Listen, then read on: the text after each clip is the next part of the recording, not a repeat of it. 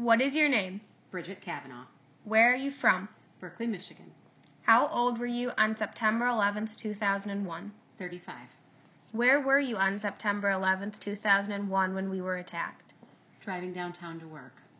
Did you ever visit the World Trade Center in New York City before September 2001? Yes. What do you remember? That it was very alive with lots of well-dressed people walking around in the financial district. Did you ever visit the Pentagon in Arlington County, Virginia before September 2001? No. How did you find out about the attacks?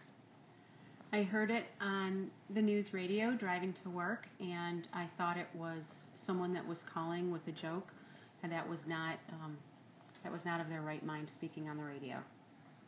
What were you doing at the time? Driving downtown.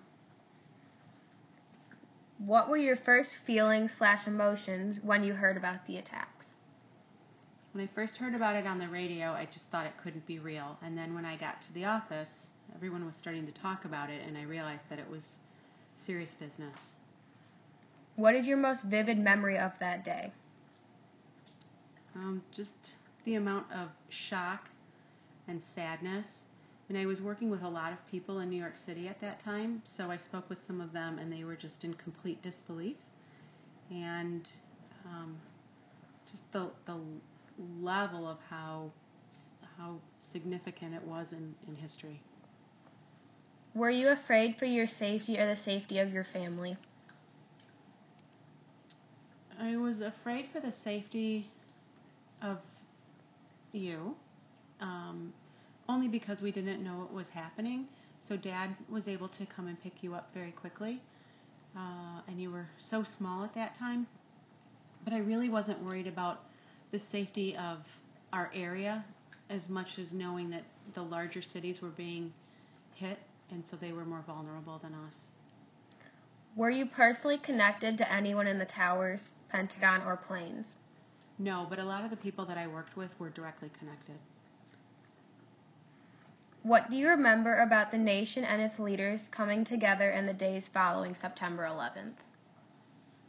I remember there being a great sense of togetherness, a great sense of fear that brought on a great sense of being American and having American pride.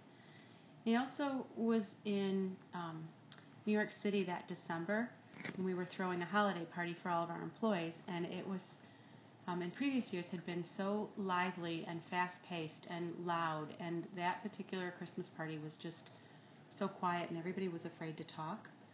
And we also, you and I took a plane ride 4 weeks after the crash, and people told us we shouldn't be on a plane, but your dad and I decided that we were not going to be holding back on the way that we live in our freedom here. And so you and I bravely got on a plane together and flew to go visit our family. And we got a lot of stares for having a baby on the plane, but it was more safe than ever those first few weeks after the attacks. Did you go to the World Trade Center site after the attacks? Yes, I've been there a few times since the attacks, and you still, even most recently, will still see people going there and just breaking down and crying. And there's still shrines to people. There are flowers in a church that's very close by. That was one of the few buildings that remain standing. But you'll see people going back at anniversaries and whatnot, just breaking down. But there's also a sense of renewed pride with the new building and the new structures that are going in, that this country will survive through hard times. How do you feel about the building of the World Trade Center 1? I think that it's time. I think it's a good time for them to rebuild it, and I think that it's a good thing. What do you think of the government's reaction to the attacks? I think that it's mixed. I think that there are so many people and so many agendas that come in together to try to decide what's right for many, that those decisions are really hard to come by. So I think the people that are fighting for us are the bravest of all, because they are putting their life on the line to protect our country.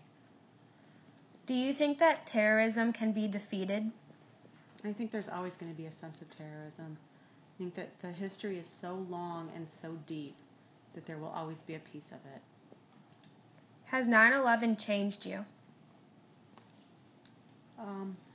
Yes, in that it reminds us how much freedom we had before, and it reminds us that our walls are not closed.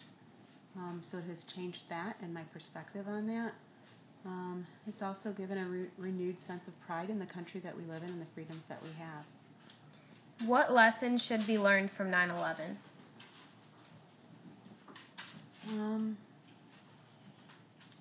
That we live in a very beautiful part of the world, and that we are not citizens of just the United States, but that we're citizens of the world. So we have a responsibility, and we have with those privileges come responsibility. Why do you think it is important for students to learn about September 11th? Because it was such a changing point in our history, and it changed the way that we live, and it changed the views on the country. And everyone that is going into 9th grade was very small, if not yet born. And so it's important to know that history and why we are like we are now. Thank you for sharing. Thank you for asking.